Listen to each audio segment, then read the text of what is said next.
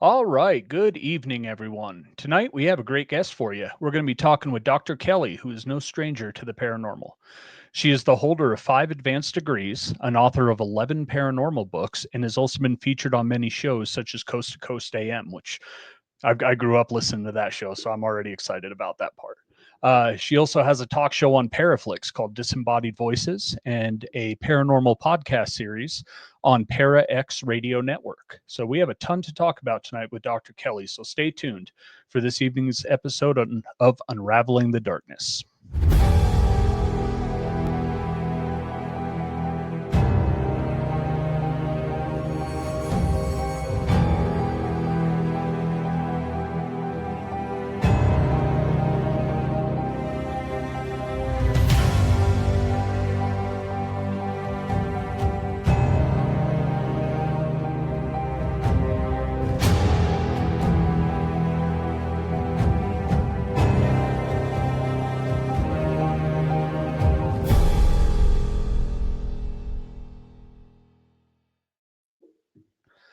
Good evening, Aaron. Good evening, Jason. How are you doing? Doing good, man. How are you? I am good. I'm good. It's been a good week since last week, and It's been busy. it is busy. I know you're studying for that test. I know you took your practice test and passed it. Yep. That's exciting. Good first So, step. Yeah, that's you'll do fine.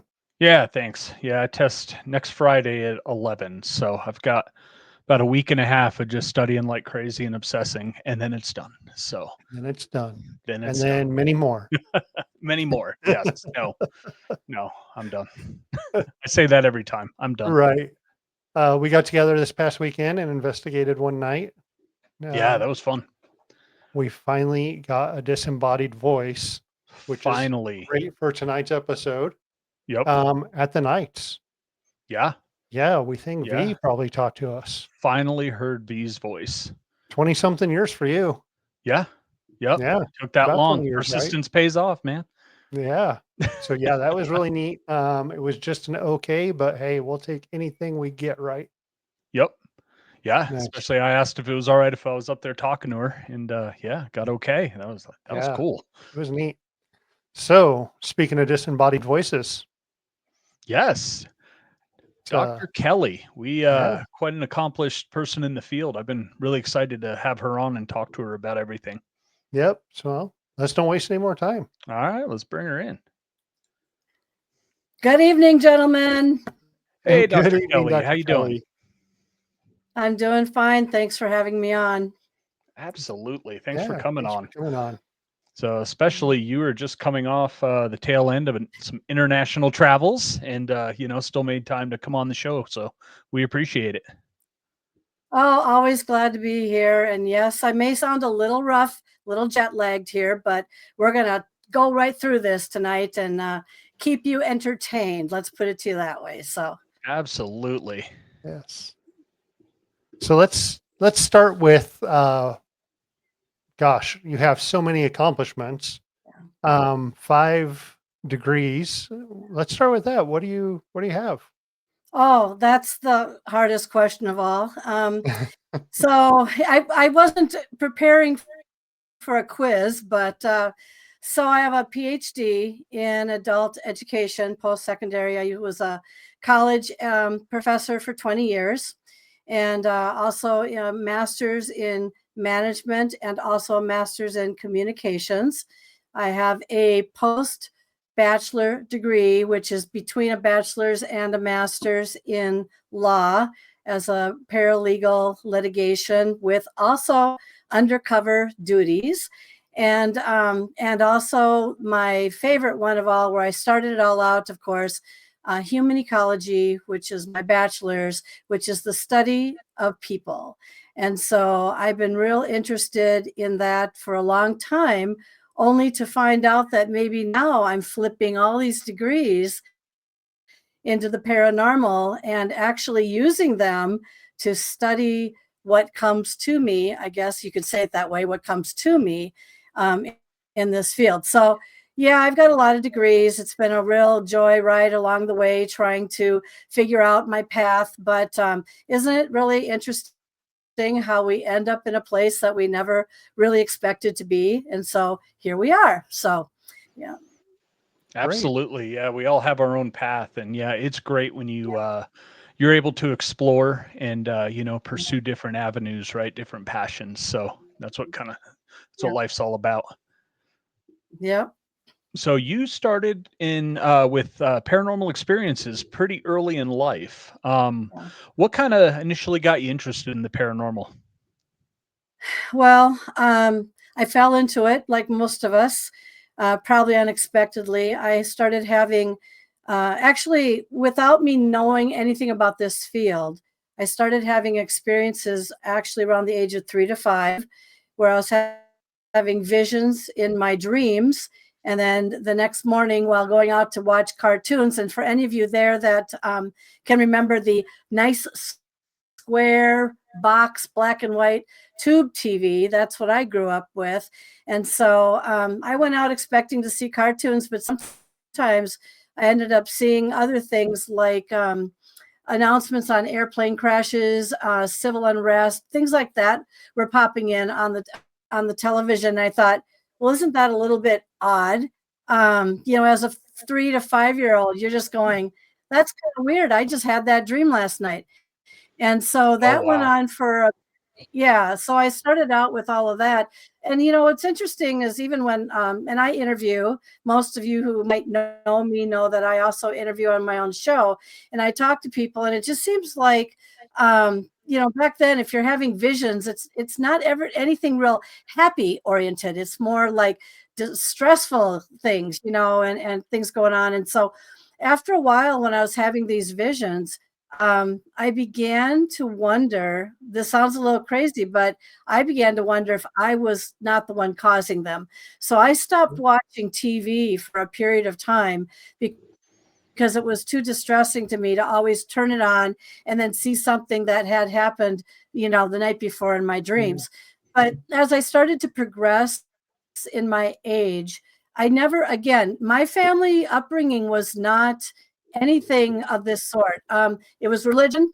It was either the devil or it was either the spirit angels or something like that. And there was never anything in between regarding this paranormal stuff. And so, I grew up like that. So, believe it or not, I don't know if maybe I was the only kid who thought this at the time, but when I reached the age of about, 10, 11, 12, 13, I actually attributed my abilities of being able to predict things at such a young age to my genetics. And I know that sounds a little crazy to the average person, but I thought, wow, I really got a good set of genetics here. I can see things, I can predict things, and where no one else, it was just so obvious, and nobody else seemed to ever pick up things that I was picking up. So things were starting to evolve, and they kept moving up like this. And then it was around age 14 where some of my classmates were bragging about how they've seen a ghost or had a ghost in their house or whatever. And I was a little jealous because I had no idea what they were talking about. What is a ghost, And I always thought it was something that had to be visually seen. So it's kind of a long stretch story, but at the age of 14, I began to wish for things in all kinds of ways. And by the way, everything that I wished for back in my early days actually had manifested, but not necessarily right off the bat. Sometimes things took a while. And so one of the wishes I had was I wanted to see a ghost. And so on my grandparents' property, which was out in a rural area, very beautiful Dutch colonial home, one of its kind, very premier of the county. I used to sit when we used to go visit. I used to sit outside and I used to look around the property because it gave me such an eerie feeling. And I used to say out loud, I wish I could see a ghost here. I wish I could see a ghost just walking right across the driveway or something like that. Well, 30 years later, I actually photographed, and I show that photograph all the time of it was a young girl and an older man staring right at me from one of those windows after a straight line wind tornado went through, ripped through the property, knocked some very old trees down. I was there just making sure the house was okay, and it was okay. Nothing ever affected the house, but they were looking at me from a window. Now, I didn't see them at the time. My camera picked this up, and that's when I actually got my first laptop. I noticed these pictures. I thought this is kind of something's odd in the window. I blew it up, and to my surprise, an older man, a young gal staring right at me, as I was going around the property. And then I learned that I was telepathic. And so I didn't know what telepathic was back then. So I went back and I looked at the window a couple days later, and I had asked the question, you came to me, what do you want me to know? I'm interested, you got my attention. And the voice that came in my head wasn't male, it wasn't female, it wasn't a child, it was just very neutral. And it said that the genealogy was wrong. And I thought, what's a genealogy? And what the genealogy is, I was a family genealogist. And so what was wrong was the little girl's name in the genealogy, which I managed to match up her face with the actual picture of her when she had passed away. And they were right. The genealogy was wrong. And I corrected it. And I had never seen anything of the sort of them since. So things had just kept evolving and stuff. And then I just, at that point, I became obsessed, which is something I would not recommend to anybody, but I did, because once I heard them, I said to myself, well, if they can talk to me and I can hear them, then maybe other ghosts can talk to me in other ways. And so I chose the safest route, which was to go to several proclaimed haunted bed and breakfasts.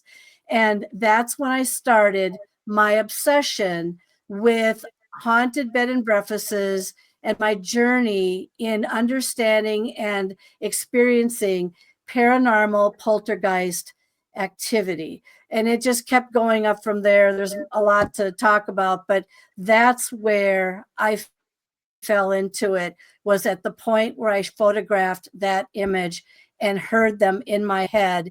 And then I said, bingo, I'm onto something. Let's go get some more. And ever since, by the way, I'm 64 now, and I was in my young 30s back then, but it started when I was 3 to 5. I haven't been able to turn it off since.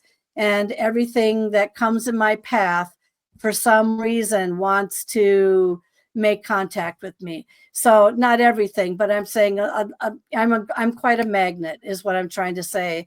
And so that's where I'm at right now. I have over 100 experiences under my belt, all different, and 3 to 4 perceived extraterrestrial visitations and or contact. So that's where it is right now. And I'm writing my 12th book called Phenomena, Unexplained Happenings, which will be out in October at a conference. I'm going to introduce it there. So anyway, that's where I'm at right now. Wow. Yeah. So I think the logical place to go is one by one through each of those 100 experiences, right? Yeah, right. Okay, So it started back. No, I find it really interesting. And we were talking, I believe it was last week, about how some people, that had these abilities, to communicate with spirits. Some, they can just kind of control it and do it, or interact as they want, right? Like a normal conversation. And then some, it's just like, once you figure it out, the floodgates open and everybody wants to come and talk to you because they know they can get their message through. Yep. Yeah. Yep. Yep. Is there a spot that you've encountered most of the activity, or is it lots of just different places? Well, I'm a traveler, so I have traveled internationally to see if the ghosts of Europe were any different than the ghosts of the US. And how do I explain this? Some of my most terrifying experiences have happened in Europe. and to the point where I stopped ghost searching, hunting, how people want to refer to that, for 3 years. I was so terrified and traumatized by one of my experiences. But when I was over there and I started having them, every place that I went to had something that happened to me. I guess I can start with giving you an example. So just to go back for a second here. So people do ask me, well, are the ghosts of the US any different than the ghosts of Europe? Well, keep in mind, it depends on where you're actually searching for these ghosts. It depends on the history of the property. It depends on the environmental factors at the time. There's a lot of things that go into the manifestation of actually having something of even of the past pop up in your world. Okay. So here in the US, it actually started in my grandparents' house, a very loving home, and where I was actually attacked in that house. And that started with a situation after school, if I want to start there. And I thought I had heard chattering going on in the kitchen. And I went to the kitchen thinking no one was at home at the time. And so what happened was I went to the kitchen, the frame of the door, and all this chattering that sounded like a party was going on went to an immediate stop. And it scared the what out of me. And I knew right then and there, I started sweating. I started having symptoms of stomach cramping and all this sort of things. All these things were happening to me. But I know, and I swore I heard a commotion going on in the kitchen. Well, long story short, I went back to face my fear of that house years later because I was so terrified just to be in there after that, that I went upstairs and I was attacked by something upstairs that I could not see. And it did everything from the obnoxious, disgusting smells to the jabbing, to the dizziness, to everything disoriented, the whole 10 yards. And I went to research the house after I ran out of there very fast, but I researched and found out that a woman had actually passed away in the kitchen area from a fire, and back in like 1890 something. And so it's possible, but not, it's hard to say, that her ghostly whatever territory was being, invaded. And it's possible she was angry, or it could have been something else that might have come into the property since she had passed away. And so anyway, so that was probably the most negative thing here. But over in Europe, I went over because I wanted a chapter for one of my books. And I can't remember if it was which one it was at this time, but I went over there and I said, I need to go into the most haunted room that you have. And so they said, we're not putting you in there. And I said, why not? I said, I've come all this way. I need a chapter for my book. Because if you go in there, you're not going to stay in there more than 20 minutes. And everybody who goes in there, they end up down here sleeping for the night. And we don't want you on our couch. And I said, I promise you, I will not be downstairs sleeping on your couch. So she put me in the second most haunted room, which, by the way, in my opinion, should be the first most haunted. Yeah. It was really, really ungodly what went on in that room. So I don't know if you gentlemen have ever, or anyone out here listening, have ever experienced that heavy, yucky feeling, heaviness when you enter into a space. But the minute we went in, first you had to knock on the door and it had to let you in. Okay. You couldn't just go in. You had to have permission. So then we knocked on the door. We asked for permission. The door opens up. Okay. That heavy, yucky feeling was in that room. And I knew I was in for it that night. Everything in that room, from handprints on my pillow to things not working. But the thing that was most terrifying was this upright Victorian oval shaped length mirror. And so I kept looking at that mirror because anyone who's familiar with mirrors, there were 4 facing each other. One on this side, one on this side, one on this side, one on this side, almost creating a portal in the middle of the room. And so, yeah, it was like, whoa, this is like, so I offered up champagne and chocolates to the ghosts of the room. And I said, I'm here in peace. I'm here just to study you. I'm not here to mean you any harm. Please don't hurt me or my husband. All right. Long story short, my husband and I went to dinner. The manager comes down and she says, can I have your key? I said, why? Because the ghost in the room won't let the maintenance man in to replace the light bulbs. Yeah. Fix this, put new batteries in the thing. It will not let him in the room. I need your key. So my husband, as soon as I gave the key over, said, oh, dog and pony show. They're just trying to scare us. I said, I don't think so. I said, I felt something in that room when we entered, and I think there is something in there, and whatever it is. So we go back upstairs, knock on the door. Hello, can we come in? Lets us in. And so it was at the point where he threw the holy water over the bed. And if you can imagine anybody freezing in midair, he froze in midair. I was on the other side of the bed facing the cycle or the mirror that began to cycle. The minute he threw it, the mirror went, and I kid you not, it did. Watch what I do. So here's the mirror. It's upright, but keep in mind when we first entered the room, the mirror was on its belly, and that's what he said again. Oh, dog and pony show. I don't think so. So we tilted the mirror back up so it was upright like this. Then when he went and he threw the holy water, then all of a sudden the mirror did this. Nah, nah, nah, just exactly what I'm doing right now. Nah, nah, nah, nah, nah. And then it started cycling around and around and around. I was so freaked out. I stood there like this. I went completely white. I was immobilized. I was terrified. And this mirror is just absolutely flying around. And so then my husband comes out of this trance-like state, and he looks at me and he goes, what on earth is wrong with you? And I pointed to the mirror. And of course, now it's back on its belly. All right. And so I said, that mirror. I said, that mirror. And we left it. We didn't even touch it. So he crawls into bed and immediately goes to sleep. And I'm laying there all night, terrified out of my wits, going, someone just kill me, you know? Yeah. So I felt the thing. Yeah, it came over. It actually did. It came over and it sat on my legs. I felt it decompress on my legs. And then I actually felt, I was so, if anyone's ever had a panic attack before, you get really super hot and really super sweaty. And you're just like, oh my God. Yep. And I was laying there just praying. I had a black mask over my eyes.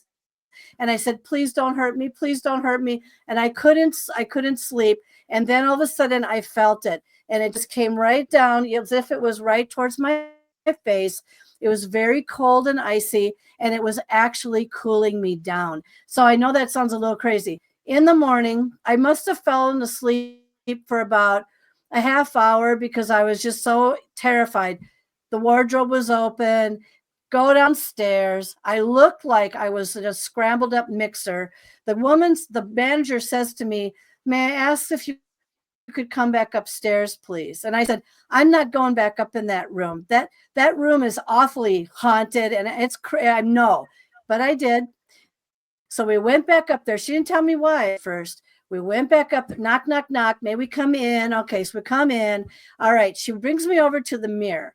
And then she says, this mirror. I said, take that mirror out the back and smash the heck out of it. I said, that thing is absolutely haunted and creepy.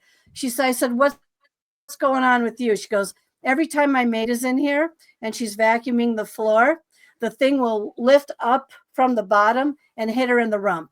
And so it's a flirty thing too, obviously, you know. So if you can imagine that this commotion always goes on with the maid. And she's like, and I said, you know what, move the mirror over there so it can't cycle around and everything. Yep. But I said, you need to get that thing out of here, you know. But then again, dog and pony show. But you know what? That room was insanely, really, whatever it was, or why the mirrors created this portal to manifest. And by the way, most people don't realize that a lot of some of these hauntings, they like to go into the mirrors. So if you ever wonder about mirrors, wonder about what's hanging out inside your mirror, because they do like to hang out inside mirrors. So, all right, gentlemen, did I give you enough right there? Absolutely. Yeah, that's Oh, I've definitely had the, that dark heavy feeling. And Yeah. it's funny because, your story with walking in and hearing conversation, right? Like a dinner Yeah. party and it just Yeah. stops. That is one of the biggest experiences I've ever had as well. At a location here in town. And I forgot some equipment. I had keys to the building, went up at like 3 in the morning and heard people talking in the dining room. All the lights Yeah. were off, but big conversation. And I said, "What the heck are you guys still doing here, man?" Mhm. And it Mhm. just stopped, and footsteps started stomping Mhm. across the hardwood floor. And I was like, "You know what? I'll come and grab my stuff tomorrow." And I just left. Yeah, I was like, Yeah. "Nope, I'm not." Yeah, yep, my Have you stuff is safe up here. I'll leave it locked up. So have you ever had one more thing that goes on with this, which I have come to recognize in myself? Have you ever had this? So when I photographed the images of the apparitions in the screen, it was a screen window, not a plate window. The trees were down. There were no leaf impressions. Sorry. Got to throw that one out the window. I filtered that baby 100 times and it was like clear as day, man, girl. But anyway, um, have you ever had this though? So one of the things I noticed when I was standing there looking at the window and going, what do you have? What's your message for me? Everything went dead silent. Have you ever been in a situation before of absolute dead silence? Because people think, oh, there's nothing in here. No, I beg to differ. You ever had that dead silent sound? There is something in there, but I can't explain it. I just know it when I hear absolute dead silence. Have you gentlemen yep. ever experienced that? I I have. It's think. almost like the echo or hollowness of a room goes away too. Mhm. Um, Yeah. it's almost like Jason, something fills up that room downstairs in the basement. that's where I was going, was the basement room at the Knights. After our premiere on Paraflix, we did a after party. And of course, what do paranormal investigators do for an after party? We don't go to the bar. We're like, hey, do you guys want to go investigate with us? So we offered it up to Yeah. all these people that were, at our premiere. Um, and then we went into the basement room and it was completely different than it had ever been. And it was that. It was Hmm. this feeling, but there was nothing. It was There's nothing. silent. And it was Mhm. just so quiet. Yep. Yep. Yeah. Yep. Yeah, like I Yeah. said, the echo in the room disappears. And then Yep. one thing that really bothers me is we will be in a room that, we're in a basement, no Mhm. windows, and Right. it's a haunted house during Halloween. So there's a bunch of different rooms. We will be sitting in a dark room. Mhm. How does a dark room get darker when there's no Right. light sources and you see it, you know, Hmm. the illumination Mhm. level just drop before something Mhm. happens? Mhm. Yeah. Did I tell you? I don't know if you guys are aware, but I should say photographed on my birthday actually last year, September. My husband, I wanted to go to this train car. I didn't know that it was haunted. I just wanted to go because it was really cool. It was a train car about this long and on a property in Minnesota. And it was built, or it was a dining car back in 1907 to 1934. And we were in it, my husband and I, and we were enjoying the night and sitting there. And I just decided to walk down this long hallway. And all of a sudden, I said, "Oopsie, I have a feeling in me." So I went and I got my camera, which was on my phone, and I put it into night mode, and it went to 3200 ISO. And I call it the sandwich effect: snap, snap, snap, really fast. And sure enough, that one made, by the way, the front, not the front page, but a large page of my hometown newspaper that went in there. And also, I'm not sure if I presented that yet. August. No, it wasn't yet. August was George Norrie, Coast to Coast. But anyway, yep, sure as day, right in the hallway, the shadow image, very dark. Now, maybe you guys might differ on your opinion on this, but I have heard shadows don't create shadows of themselves. This is what I've heard. Maybe you can correct me on that. My shadow, which was a very faint light, and the outline of my head was on the wall in the back. And this shadow figure was looking at my shadow, which was way on the back wall. But I could make out, and I filtered it. It looked like a female, long brown hair in the back, was not facing me, was facing my shadow, wearing a coat. If that thing would have turned around, if in any way, and I would have seen the face, I would not have been staying there the rest of the night. I would have been out of there faster than you could ever imagine. But it was a really fabulous photograph of a shadow figure woman of some age from whenever that was still hanging about in that railroad car. And so anyway, that one made, and I call it the front page, but it made the big page. I was a full page spread in my hometown newspaper for Halloween. I was the Halloween version. But anyway, they showcased that one, and it was very interesting. What is your opinion, gentlemen, on shadows? Or do you think they can create shadows of themselves? What's your opinion on that? I think something has to have mass to create a shadow. It has to be able to block light in some way. I agree. That's so it'd have to have both a light source in front of Yep. it and be be Something something. physical to block that Yeah. light source. Yeah. Mhm. Yeah. So, I mean, would it have been a shadow figure then presenting a shadow? Yep. Oh, wow. Yeah. And This this is is Yeah. one, I believe my sister took this when I was, took her up on an investigation at the Knights, and we have tried for years to debunk this picture. So these are how many Wow. stairs, Aaron? 33 34? stairs. 33 stairs going up, pretty steep. And if you see, there's no shadow. So if there was No. a light source behind us, it would have projected a shadow up the stairs, right? Right. And Yeah. yeah, and she did the same thing, the sandwich effect, right? Yeah. Take the multiple Hmm. pictures. Yep. This was with a DSLR camera though. Yeah. Yeah, and just one picture out of all of Hmm. those, we had that. So yeah, I hear you with the shadow figures.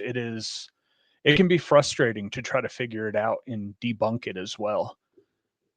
Well, that's a fabulous capture, by the way. Thank I mean, you. I can see it. That's really a good one. And so there's no question in my mind, unless there's somebody standing up there creating that shadow from a side view or whatever, and there's some light source coming at that. Was that completely dark when she took that picture? Yes, it was. Yeah, she Mm, took it with a flash. okay. Hmm. Yep. Yeah. Yeah. That's a excellent capture. Did she feel something up there?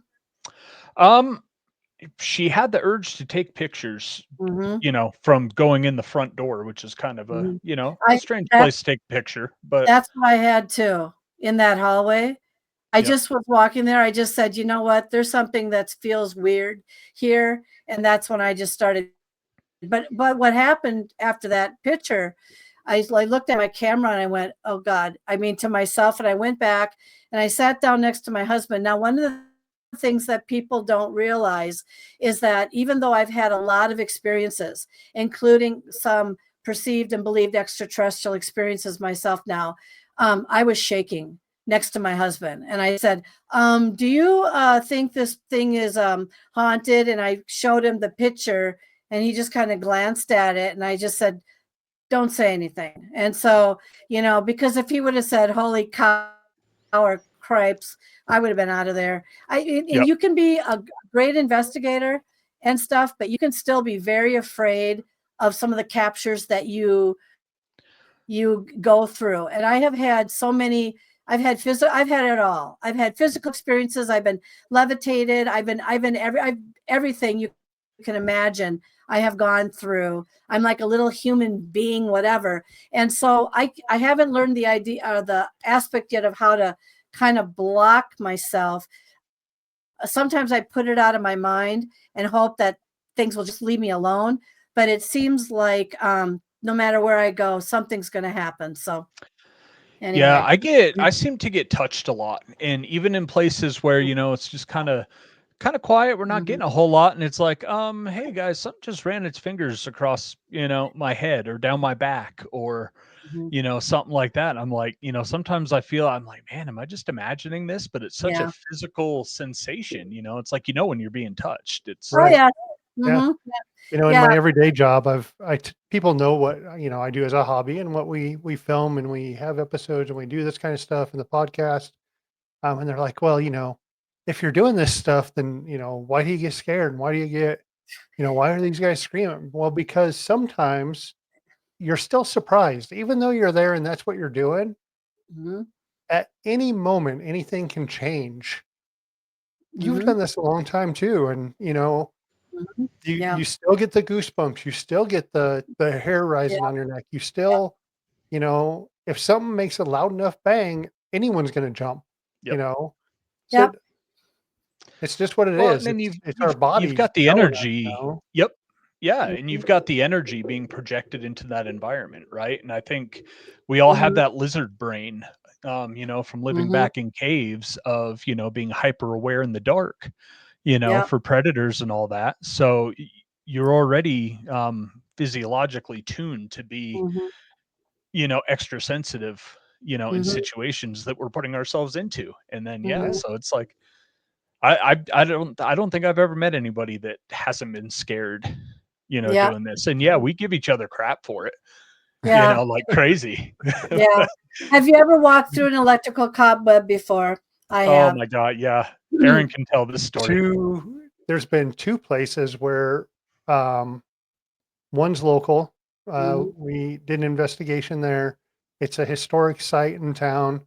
Mhm. um We walked through the place.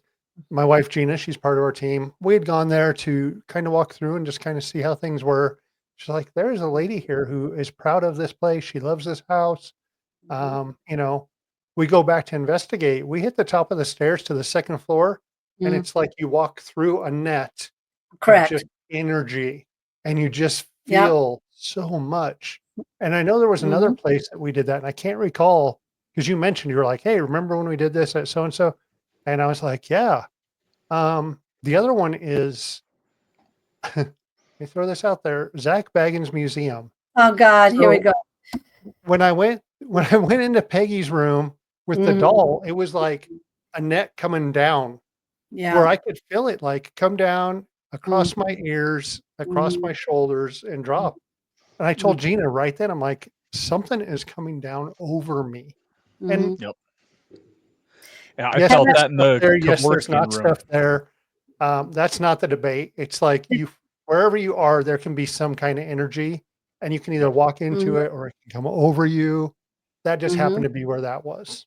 Did you know Yep. that I don't know if you guys read enough about because I have an awfully long biography, but I was attacked in that museum and I shut it Oh, down. I shut it down for 8 minutes. I literally shut the whole place down for eight Oh minutes. wow. So wow. I'll tell you what happened. So before we got there, my sister, who's also kind of sensitive, had to go into this museum.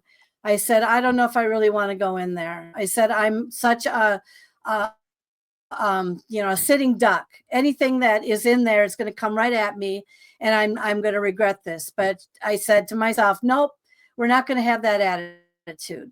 So when we were outside, signing the paperwork, I actually had a big cross I put it outside of me, and it was this big cross that was right here, and I started rubbing it, which was a mistake, by the way, because it was seen as a challenge. And so when we Mm, walked into the place, things were happening right away in the ticket room. And I actually photographed a face in the case that was in the ticket room. But as we were going through, I kept saying to myself, clear your mind, don't think anything, just keep it as clear as possible. And I said, pretend you're in an antique store and just looking at these very unusual things and hearing their stories. That's all you want to do. So Yep. I'm going through, but you know what I did? I brought my guard down, and mm, I got so relaxed that whatever it was slipped in. So we were halfway through to one of the theatrical areas where we were standing there. And I think it was just before we got there, we were in the puppet room. And you know how the puppets were dangling down like this, and they're like, well, if there's anything going on, they'll start to move and all this sort of thing. And they weren't moving except one was. And the one puppet that was moving looked like kind of a witch face on it. And it turned like this, and it was looking right at me. And I said, oh, dear God, I'm in for it, because I knew right away it was going to come after me. And I was the last one out of the room. And they say never be the last one out of the room. But I ended up being the last one out of the room. Then we went to the coffin room, and I was absolutely physically ill in the coffin room. And so we're sitting there, and of course, I did not go up to the coffin. All right. I sat back because I really wanted to hurl. I really did. I couldn't wait to get out of there. But it was the next room after the theatrical room where the guy was doing some crazy stuff.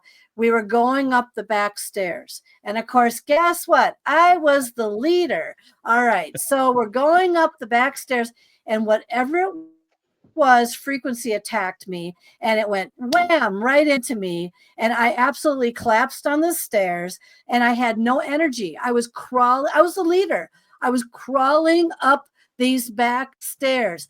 When I got up there, I needed to rest my back against something, so I laid against the back wall, and people had stopped, and I went into a trance. And that's when everything was like being in a drum. Everyone looked like dark shadows. My sister was screaming, screaming my name, like, what's wrong with her? Yeah. Yeah. And so anyway, all the theatrical people came up, and they probably had the camera on me. But long story short, do you remember when we went after that part? I was still in a trance. I was there for 3-4 minutes. But anyway, the clown room was next. I hated clown rooms. And so my sister had to take my hand and bring me through. But when we got to the Dybbuk's box room, I was starting to say things out of my mouth that just came out very randomly, like, don't touch that, don't go near that, don't go by that, no, stop, things like that. But what Peggy room? Oh boy. I don't know about you, but did they slam the door behind you when you're in there? So we're standing there. There's 10 of us. We're crammed in there. And Peggy is doing her thing, right? And so I'm sitting here going, whatever you do, don't say in your head, you're ugly, I hate you. And so I just turned kind of weirdly to the tour girl or whoever, one of the staff members. And I said, that's not a female. That's a male in that body. I don't know. She was trying to appease me probably. So she goes, yeah, you're right. That's a male. It's not a female. Now, who knows what it was? Yeah, that's what I thought too, that she would be so agreeable. But it took me until getting out of there to finally release most of it. Something came back to the hotel with us, and it scared my sister, and it was, but anyway, I turned around and won a $3,000 jackpot. And so what happens when I go low energy like that, low frequency, I can predict things accurately. I can win money. I can do anything. I've won like 20, what am I up to now? 24, 22, 24 IRS jackpots out of about 26, 27 visits. So I just had I just open my hand and I go, yeah, go ahead. Here's my license. Bring me the stupid ticket. But but I learned something from that. I learned that when I go low frequency like that, and I get really, really, that's when I start to activate and become really alive. It's really weird. But anyway, sorry, gentlemen, but that was my experience. And that Peggy room, I know what you're talking about with all that. It was just, by the way, for all of you that don't know what the grass is for, they bring people down the back stairs there because most of them that want to hurl and puke, that's where they throw up, is they bring them down back stairs to the grass area. That's where they throw up. So anyway, surprise. Have fun in the Zach Bagans Museum. Haven't been back there since. That place is heavy. I got cussed out by Peggy. You did? You got cussed out? Yeah, I made sure I was the last one through, so I had a little more time with her. And so I stop and I'm like, hey, Peggy, just wanted to say hi and learn about you. Nice to meet you. And it said, get out. And I said, Uh-huh. okay, I'll leave, thanks for your time, right? Trying to be super respectful. Same like you said, don't think anything negative Don't about the think damn thing. anything. Mhm. And yeah, and the spirit box plain as day, get the F out. Uh, okay. Uh-huh. Yep. We'll move on. Mhm, Yeah. It's mhm, so yeah, The mhm, very, very the pleasant. crazy Peggy one is. the crazy one for me there actually goes back to that whole being surprised and something and you just doing something, you know. We mhm. were in the serial killer room, that Robert from Yeah, Kansas City, yeah, and I yeah. was the last one That's a out. rough one, man. That is a Yeah, rough room. last one out. They're like, "Pull the door behind you." I pull the door and it pulls out of my hand and like slams back open. And I cleared Gina, she was in front of me, and there was another lady, and I cleared both of them. Mhm, She's like, mhm, "What are you doing leaving me here?" mhm, So I was like, "Okay, that's something they have set up where it'll pull out of your hand, right?" mhm, So we mhm. took a couple of years later, we took our kids out there and we went to the museum again. Oh, And I good. made sure I was the last one out to pull the door shut, and Uh, it shut just fine. And I was like, "Okay, I okay, Yep. yeah, Yeah, that's a heavy room, the Kansas City Killer. That yeah, the cot they have in there, and yeah, it's a rough yeah, one. so crazy." Kimberly Horn over there says she hasn't been there. It's on their list. mm, Um, You guys are close now. Yep. mhm, Go over there, spend the day. They do you can do an investigation. You can mhm. do audio and everything. You just can't record Yeah. video, but yeah, they do a special Yeah. for that. Mhm, So let's step away from the spirit side and go to the extraterrestrial side. You mhm. say you've had some encounters. Can you tell us about one of those? Sure. So I never believed in UFOs or anything like that until I went to a conference in Las Vegas, of course. And I was there because I was intrigued. Now, keep in mind that for years, as a college professor and working in law, you don't talk about this stuff. You'd be exited out the door pretty Yep. fast because of the viewpoints of all this and the skeptics and the way we're trained to think and all that. So anyway, I it was at a point where I said enough is enough. I want to go to one of these conferences. So I went to one of these conferences, and it was a mix of paranormal and UFO and energy and all that sort of thing. And I was very fascinated and intrigued.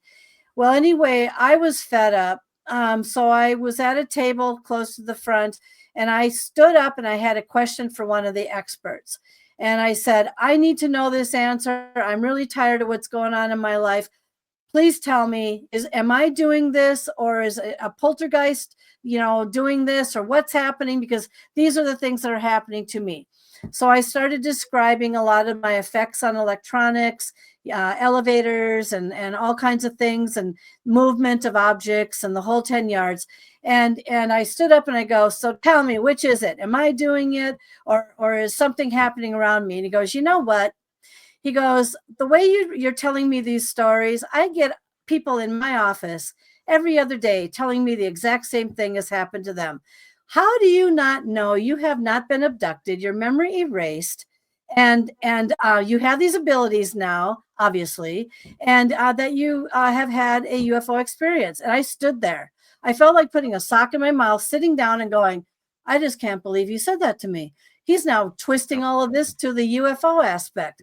All right. So anyway, fast forward. So I wrote a lot of my books at a very luxury hotel in Las Vegas, and I'd be there by myself. And one night I was on the 60th floor of a very grand hotel, and I went over to the window and I said, looked out and I said, "Gee, I wonder if I'm going to see a UFO fly right by me tonight." Oh yeah, like what? Like remember when I said, "Gee, I wonder what a ghost looks like." Okay, I was looking for something physical. Oh heavens, you don't have to see anything physical to have a ghost next to you. And so anyway, I saw nothing until I turned around. And seconds, I'm talking literally seconds to a few minutes later, my lights, I was in a room that you could operate everything by a keypad. And my lights started flickering. And I said, oh, dear God. This is what I said. Oh, dear God. I brought a presence in here. There's a paranormal spirit or something in Yep. here. Everything's flickering. Then all of a sudden the lights go off. I can't get the lights on. Nothing's moving. My electronics are killed. And I went and I sat down on the bed. And I said, oh my God, I'm sitting here in the dark. And all of a sudden I hear right behind my head. Now, behind my head was where my bathroom was, behind the wall. And I heard knock, knock. And I thought, oh my God. And that wasn't like an echo from any other room. That was literally a knock, knock addressed to me. And as soon as it went knock, knock, I blacked out and passed out. Nothing after that. I woke up in the morning and I felt funny. And I thought, oh my God, I feel so restful. I feel so clean. I feel so everything. It was a very unusual feeling. And so, anyway, I gathered my things. I was glad to get out of there, blah, blah, blah. 3 years later, things were happening in my house. And so I had a MUFON UFO psychic come over to see if there was any portals in my house, because all these things were poltergeisty happening and they weren't stopping and they're elevating themselves and all this stuff. She looked at me during my reading and she said, you've had an experience with something extraterrestrial. So of course I'm sitting back and I'm going, oh no, I'm sorry, I don't think so. I said there was a conference and this guy made some reference to that. And I said, I just don't believe it. She goes, believe it. You were in a hotel room and something was there to check your blood. And then all of a sudden I went like this. And I said, tell me more. And I said, I remember now that happened. Yeah, I felt really clean. She goes, yes, it was there to actually clean your blood because a couple months later, I had cancer. Oh, And it was, yes, wow. but let me preface this. Most people think that when you have an experience, not all of them end up in a bad situation. It was actually there, whatever it was, to help me and prepare me for my surgery to get the cancer out of me. It did not give me cancer. It was preparing me for the surgery. All right, let's go ahead and fast forward a little bit more. So one night I'm in my office and it's about 2 a.m. and I went to bed, and sure enough, this awful stench came over my nose. Remember, this is the house that I thought I had portals in. She identified 2 of them, one which was over my head in my bed. And so I pulled the covers over my nose because I could hardly stand it. And long story short, I blamed it on my husband's shampoo. All right. So the next morning I was going to chew them out for, the men always get the bad rap, right? But anyway, Always, yeah. Yes, always. Yes. We have to blame somebody. So went to the bathroom right here. Now it's upside down. There was a blood red handprint embedded in right here over. I had COVID really bad. I almost died from it. Had it for 8 months. This was COVID pneumonia. This was pneumonia, but it was upside down and it was elongated fingers. And this one was crooked. All right. And so long story short, I went downstairs and I said to my husband, look, there's a handprint on my body. Oh my God. And I'm just like, where did that come from? It wasn't my hand. It was something else's hand. So then I went to 5 psychics. What's your theory? What's your theory? What's your theory? Succubus, old woman, your hand, mantis healer, and a gray. All right. Fast forward. It took 3 hours for it to just come and go. It didn't dissolve. It just went like Just gone. that. Yep. I have pictures of that. I showed at every conference I give it at. But anyway, I believe to this day. Okay, here was my COVID pneumonia. They said it was going to take months, could even take years because I was so sick. Gone, healed, gone, empty. Oh. And so I have been having healings with something I cannot see and something that seems to come to me. And I believe what that was that night was a combination, because I'm going to lead into one more thing, was a cross between a mantis healer and or a gray. And I'll tell you why. So I had a dream and I thought it was my husband's cousin's daughter walking away from me. It slowly turned around because I kept asking the universe, please tell me what put that handprint on me. And when it turned around, its hair was down the middle. It had big black ant-like gray type eyes, and it had a black COVID mask over its nose. And so it took one psychic to help me break it down in theory. The COVID mask, the big mantis eyes, which could have been a mantis healer. But then I also found a picture, and I showed it at a conference a few months ago. I believe it might have been actually a gray or some kind of a humanoid type interdimensional that disguised itself or tried to as a human being. But when it turned around, my heart started beating. I was full of sweat.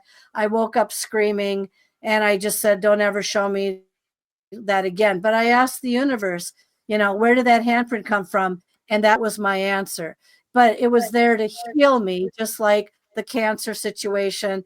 And so I've had those types of experiences. So I don't know.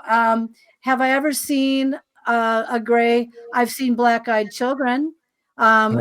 Yes, I have had 2 experiences with a black-eyed teen and a black-eyed young adult a few years ago. And that was about as real as it could possibly be. And I showed that picture at the conference, and they all started screaming. Yes, they This all gave me goosebumps. Like black-eyed children, I listen to so many podcasts, and I always search. That's something that I is really cool, and I follow it. Are they real? Yes, they're real. And not only that, they just don't go into children; they go into young adults. I've had two encounters with them. It's a long story, but basically it was at the point where the one showed its teeth, razor sharp teeth. And I actually found a picture on the internet of a girl that had the same teeth, the same face, except cut the hair short, and it just disappeared. And it's a long story. And I was in a horse barn at looking over champion horses, et cetera, et cetera. And so during the graveyard shift, and this horse freaked out just looking at this kid. And again, it's a long story, but it was when he was in a complete somber mood. He wasn't talking. And then he brought his face up. He showed his teeth, these eyes, this teeth. And then it startled this horse. We got distracted, and then he just simply disappeared.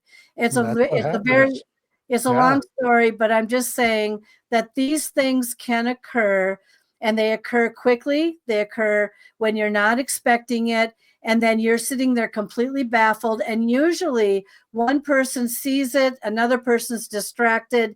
And so it's very interesting how sometimes you are isolated to see the moment or have the incident happen to you, and the person right next to you has seen nothing. Just like my husband, when the cycling mirror was going around, he just laid down in bed and he just went to sleep. I mean, his personality changed, but it was just he was a completely different man. But I could go on for days with story upon story that I've had. They're about as real as they can be, but very fascinating field. Yeah, I've read a few different theories on the black-eyed children. I've always been really interested in them ever since I was a kid, and how some of them can link back to, missing children reports, and that comes to, are they possessed in actual, corporeal beings, or are they spirits trying to take on the appearance of a child and not being, super successful, right? Not being able, like you said, when you saw that being that, was trying to look human almost, but when it turned around, it definitely wasn't. Oh, that in my dream, that definitely was not. And then I found a picture, and I show it at conferences. It's like, if you take this and this and you put them together, that's what it looked like. It was very fascinating how they try to disguise themselves. And I've even interviewed people, and I'd say, have you ever talked to a dead person before?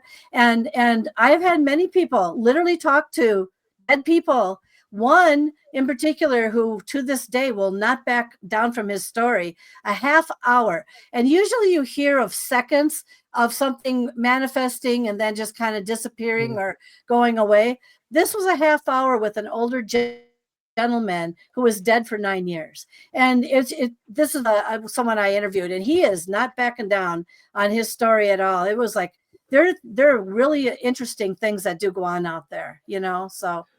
Yeah, like last week we had the guy that he said he was on a road trip with his kids. They stopped at a diner, Hmm. and they marked it on the GPS because the food was good, right? And Hmm. on their way back through, what was it? I think 3 or 4 days later, he said, Aaron, Mhm. Yep. they pull up and the diner is just decrepit, rusting Yeah. cars out front. Yep. Obviously, hasn't been used in 20 or 30 years, and they had just gotten a meal there a couple days prior. Yep. Yeah. I talked with a gal. She went out of her house. This old guy pulls up in a car. All right. She's like, huh, must be a car show going on. All right. He must be lost. Goes down there, starts talking to the guy. He's asking some really weird questions. Like, I'm looking for so and so, or blah, blah. So and so doesn't live here. Da da da da da da da. Come to find out that, what was it, like a time slip or something like that? It was a time slip situation. And it was just like, oh my God, I just talked to someone that didn't even exist in a vehicle that pulls up and something that looks about as here as you and me. And no, nothing. But that, I've heard those stories that you have brought up. I've heard those before. Yeah, the time slip things are amazing. There's a lot of stories out there that are actually pretty well documented. People have undergone hypnosis, Yeah. as well as seeing therapists and psychologists to try to figure it out, and everything comes back to time slip. Yeah, it's really fascinating. Mm-hmm. I've been regressed twice. Mm-hmm. Oh, really? Yeah, trying to figure out what being put that handprint on my body. Mhm. And everyone has a very interesting way of going about their therapy or their hypnosis session. And sometimes they can be successful and sometimes they can't be. And I could tell you stories for days on what I went through in each session that I had. But it was at the point, the second session I just had it was like in December, this past December in Missouri. A gentleman has done over 320 regressions with about 120 actual extraterrestrial / interdimensional stories that went along with the 120. For me, he said, though, because I've been so traumatized and I've gone through a lot of trauma all my life, he said, the minute you're going to show trauma, he says, I'm taking you out. And I was just mad because it's like I did start to break down in my session. I did. And it was just like, okay, now I want to see the thing, because it was pretty Mhm. black in my mind. I want to see the thing. Nope. He decided, nope, you're coming out. And I thought, And so anyway, I may do another one with someone else to see if we can get to that, get back to that image, that I had in my dream, and see if I could get more details on that. But yeah, regressions are very interesting sessions. They can be successful, they can be not successful. So yeah. Wow. So where can people see you next? What convention or con or whatever are you going to be at? So in October, I'm going to be a keynote speaker at the Rock Island Esoteric Expo in Rock Island, Illinois. And that's when I'm going to be presenting my 12th book, Phenomena. So if you're in the area, come and see me and make note of it. And I'm giving discounts on my book during then. That's where I'm going to be speaking next. I do speak periodically throughout the year. And so that's what I'm doing from that aspect. Writing my books. I'm creating a children's film that has kind of a paranormal theme to it. So that's in production right now with a really good animator. And so I do all kinds of things. I'm an artist. I'm this, I'm that. And I have my own show, Disembodied Voices, on Paraflix. And so I interview a lot of, just like you gentlemen, very interesting people that tell their stories, and we just kind of put it out there to the community and let people think about maybe some of the experiences that they have had. Hmm. And your books are available on your website and maybe Amazon or Yeah, so Amazon, and if you want to read my bio and really get a good feel for me, www.paranormaluniversalpress.com is my website. And bring a snack, have something to drink. It's pretty long, and you're going to see I interview a lot. I get interviewed quite a bit now. And so, yeah. But Amazon is where the books are. Okay. When you were talking about I just want to acknowledge Kimberly over here. When you were talking about the cleansing in the hotel, Yeah. Kimberly had mentioned something about that. Kim and Scott Horn are one of our sponsors. Absolutely wonderful people. Listening to just some of the stuff when she goes live, she's had some quite quite a life and some great experience. And but she had mentioned something about also having a cleansing, and it was during a COVID time, just like you did. Yep. And then she did ask a question up here that I did want to see it. It was right before we went into the alien part. Mhm. And she asked if you have ever experienced something translucent blue and super tall and thin. No, but I just interviewed somebody who saw a something of that description, except it was white, come out of a ditch in Maine. And apparently there's a stretch of road in Maine that's very not necessarily haunted, but that has humanoids of that description showing up periodically. Sometimes people call them like this crawler where they get on all fours. This one got out of the ditch, was walking, showed itself very skeletal, very tall. Then it got on all fours, crawled across really fast, and then got back up and then disappeared into this forest. And so that's very interesting. That scares me away from forests now because you never know what's lurking in a forest, right? I'd love to Yeah. go camping, but I really don't want to get eaten by a bear or a cougar. No, instead it's a Sasquatch, or it could be a dog man, or it could be a humanoid, or, a crawler of that side. He had a name for it, but I can't remember how he referred to it. But no, I haven't had that yet. It sounds to me like this person has. Yeah, she just said that she had it jump.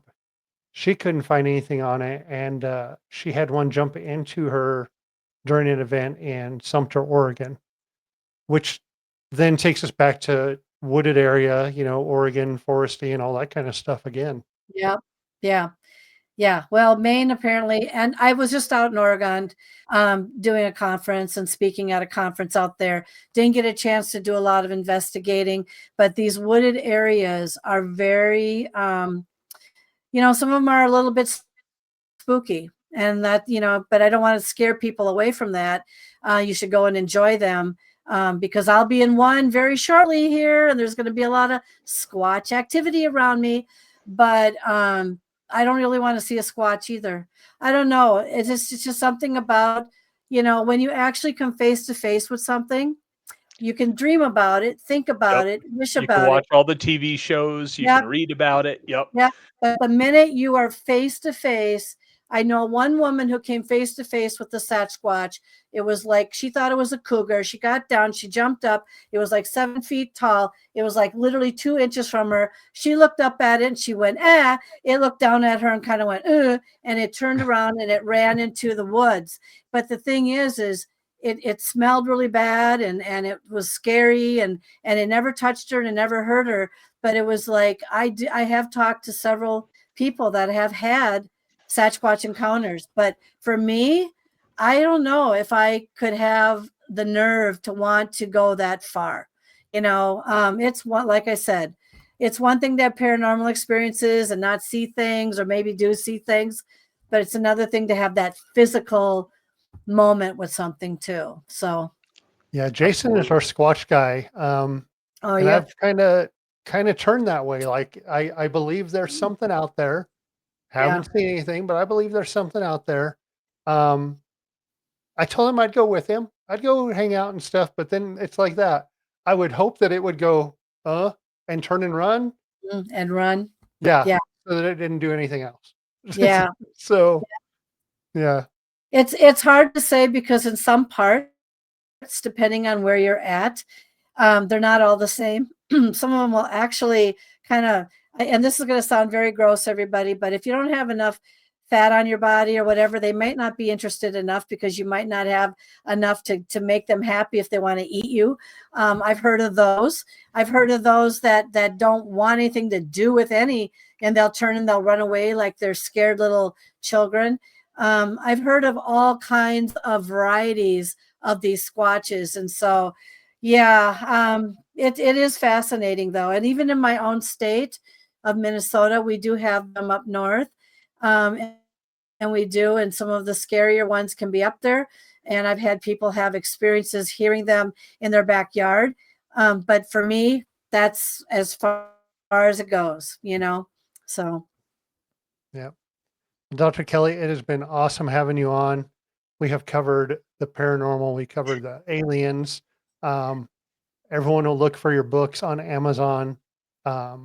Watch Disembodied Voices on Paraflix. While you're there, you can watch the Way Out West episodes. Mm-hmm. And you also have the show on the X network. What network was that again? Parax Network, which is the audio, and also Paranormal Encounters on Podomatic, which I'm on all 20 plus, iHeart and Spotify. You can find those shows also on there and just listen to them. So I'm pretty much everywhere. Yeah, I'm heard worldwide, but yeah, it's been really fun, and I thank you so much for having me on. You have been, gosh, a wealth of knowledge too. Yeah, could have gone a few more hours, honestly. For sure. The European ghosts are what, Yeah. Gene and I have recently talked about Ireland in the next couple of years. Yeah. Yep. Yeah. So They won't disappoint. Trust me. I've got stories, and it's very real over there. It is. well, you have enough. We would love to have you on again sometime. We know you have a very busy schedule. And I will have you guys on too as we get Thank moving you. here in the next season. So thank you again. Thank you. Yeah. We're going to put you in the green room. We'd love to catch up with you right afterwards. Okay, I'll hang on. Jason. Yeah, Gosh. every week. Like I said, I do say it every week, we have some of the best guests. Yep. I think we do it a little different. We're not bombarded with questions. I want to hear their stories. You want to hear their stories. Yep. I think everyone wants to hear their stories. How can you not want to listen to, an alien encounter in Vegas, Right. or the spinning The spinning mirror. Yeah. In a room that you have to knock to get permission to enter. Right. And that, you have something in there sentient enough to, hold the door closed on a maintenance man. You know what I mean? I would tell him the same thing. You need to smash that mirror. Yep. Yep. Get rid of it. Constantine that thing, throw it right out the damn window. Cause it's no good. I don't know that there's much else to talk about. No, it can be a lot of work putting on a podcast, but having people on like Dr. Kelly and some of the other guests we've had, just, it totally makes it worth it for me. I love hearing their stories. I love meeting people in the field that are, super passionate about what they do. It really makes my week to do this. So we're going to keep on keeping on. That's it. Again, we thank everyone for watching. Don't forget to go see those sponsors. Horn Paranormal Research. They're on Facebook, hornparanormal.shop. Great equipment. Our second season, you're going to see us using some of that stuff. Kimberly, I know I texted you and said we have something for you. Jason and I are working on that. We're going to get that over to you guys. Absolutely great piece of evidence. Yep. And the Horn just did a really cool custom piece, didn't they? Yeah, that REM that they're doing for the Kimberly, can you put that over there in the chat? You guys are making a REM. It's only available at the place that it's made to look like. So you can purchase it, but you have to purchase it through the website, I believe. You can go over to the Horn Paranormal site and see that. If you're in Cheyenne, it's a spirit box. Yep. Yes. For the Rhodes Hotel. Rhodes Hotel. Yep. It looks just like it too. great resemblance. I watched when you guys dropped it, and it's awesome. There it is. This little one to the right, where it's up here in the top, you can see Yep. y'all did a great job Yeah, replicating that that. thing is so cool. So go see them if you're local in Cheyenne or you're close. Twinkle Twinkle Little Store, their location in the mall, their location on Ridge. Patricia and Tim are awesome people. Let them know we sent you. Yep. Kimberly, I think we're going to have you on just for your own experiences. I know we had you guys on Absolutely. our very first episode talking about equipment, but you've had a lot go on. We thank everyone for watching and listening tonight, and we'll see you next week. All right. See y'all next week. Thanks, everyone. Unraveling the Darkness would like to thank Horn Paranormal Research and Twinkle Twinkle Little Store for sponsoring our show. If you're craving more paranormal content, don't forget to check out our YouTube and Facebook channels at Way Out West Paranormal and Unraveling the Darkness. You can catch all of our episodes of Unraveling the Darkness on Apple Podcasts, Facebook, and YouTube. Be sure to like and subscribe as it helps others find the show and join in on the paranormal fun. Thank you so much for tuning in. Until next time, keep your lights on, stay safe, and remember, the truth is out there, and it might just be closer than you think.